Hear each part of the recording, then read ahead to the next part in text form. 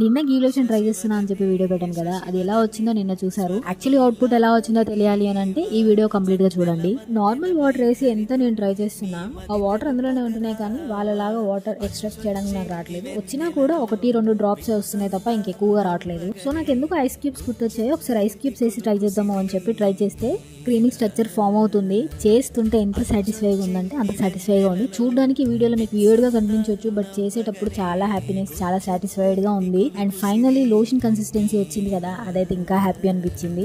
ఎవరైనా ట్రై చేయాలి అనుకుంటే, ఇంట్లో ఐస్ క్యూబ్స్ లేవు అని అనుకుంటే కూల్ వాటర్ తో కూడా ట్రై చేసుకోవచ్చు. నేను నార్మల్ వాటర్ తో ట్రై చేసినప్పుడు వాటర్ దాంట్లో నుంచి ఎక్స్ట్రాక్ట్ చేయాలి అంటే చాలా ఒక్కొక్క చుక్క వచ్చేది. అదే ఇప్పుడు చూడండి, నేను ఐస్ క్యూబ్ వాడినందుకు ఎన్ని వాటర్ వచ్చాయో అది క్లీన్ అవ్వడానికి. అండ్ ఈ లోషన్ ని మనం పెట్టుకుంటే హ్యాండ్ చాలా నీట్ గా కనిపిస్తుంది, క్లియర్ గా. అండ్ కొంచెం స్మెల్ వస్తుంది. ఈ స్మెల్ ఎవరికైతే పడుతుందో వాళ్ళు హ్యాపీగా కెమికల్ లేకుండా యూజ్ చేయాలంటే డెఫినెట్ గా వాడుకోవచ్చు.